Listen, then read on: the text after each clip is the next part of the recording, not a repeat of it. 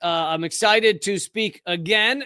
This is, I believe, my second time, maybe my third time, speaking with Chairman Omali Yeshitela. He's the co-founder and chairman of the African People's Socialist Party, which was formed in 1972 and also leads the Uhuru movement. Penny Hess is the chairwoman of the African People's Solidarity Committee. You, of course, have heard the news stories in the past many months about the Uhuru movement, the prosecutions against them, the trial, the Uhuru 3, and please welcome Penny Hess and Chairman Yeshitela. Uhuru, greetings. Thank you so much. Yes. Do you know why they picked your organization to go after when there are other people speaking against war? There are other people in America that have gone to Russia to do speaking events. Obviously, sitting down and speaking with someone in Russia is not supposed to be a crime. Why go after you guys?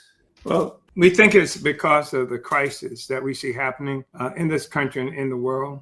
There's a fundamental change occurring in the whole economic and political configuration in the globe, where for the longest period of time, due to the colonial attack on Africa and Asia and the Americas and what have you, this has established the world order that we now live in. And increasingly, this struggle has been heating up. If you look at what's happening around the world with the where most of the wars are centered, and most of the U.S. efforts are centered. It's around colonial places. It's around Afghanistan. It's around Palestine. It's around Venezuela. It's around St. Louis, Missouri. It's these places where people have experienced colonialism and has provided well-being for most of the traditional colonial countries. And so I think that's part of what we're looking at. And as these struggles heat up, and if they can maintain the silence of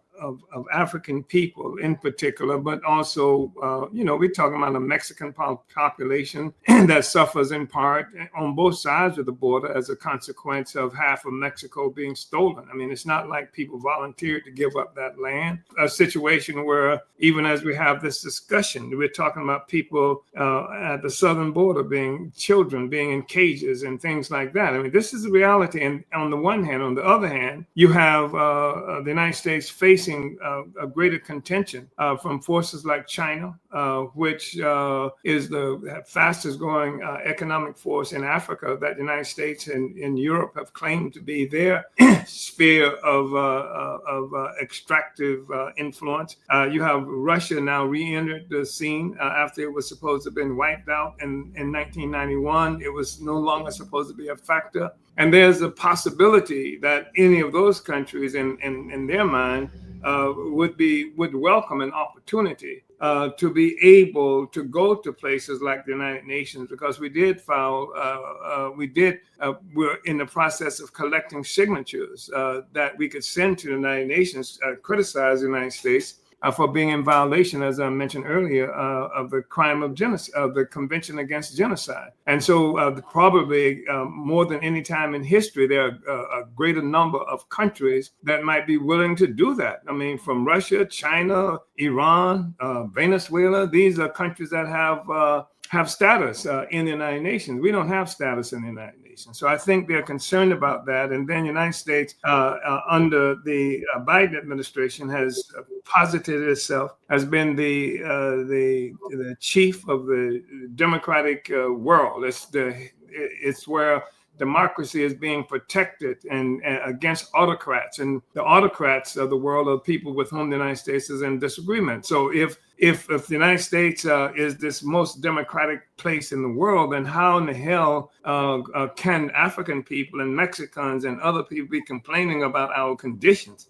If there's so much democracy here. And then there's a concern like in the 1960s when we had a situation where African people fighting just for the right to vote, just the right to register, to be a part of Joe Biden's party. And people were having to see on television children being washed away with high-powered water hoses and cattle prods being used against us and actual assassinations. I mean, the United States government, they claimed that somehow the Russians, through us, were involved in election interference because we ran somebody for office in 2017, 2019 around the question of genocide. But if you look at the issue of election interference, I mean, the assassination of Martin Luther King was election interference. The bombing of churches in Birmingham that killed those 3 little girls in 1963, that's election interference. The inability, even the strategy that's used today to minimize or keep African people from participating effectively in elections, election interference. And the United States government attack on my home and the home of Penny Hess and and Jesse Neville on July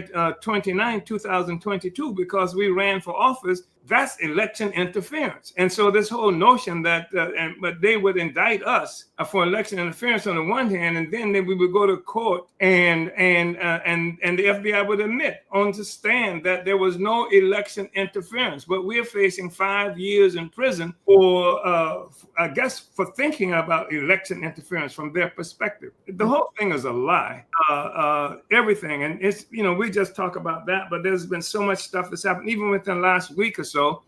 We see the government here in St. Louis, where Penny and I are located, refusing to allow permits for a bakery cafe in an area that they characterize as a food desert. It's almost a desolate area, except for the work that we've been doing over the last few years to rehabilitate the North St. Louis. They refuse to allow us permitting for election for a bakery cafe. And not only that, we had people cross section of the community come out, participate in the press conference. All the people say that they wanted this thing, except all of the people criticize the government because this government is taking what supposedly money is coming to the community based on the COVID payments and stuff like that. And the media comes out the next day.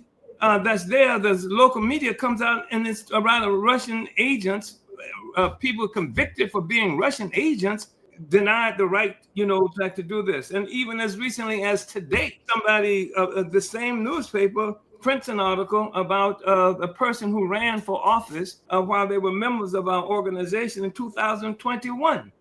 And they said that an article today, somebody who ran for 2021 who connected to Russian people who were convicted for conspiracy to work for Russia, this kind of stuff. This is what continuously happening, and that's moving in the direction of December 26th.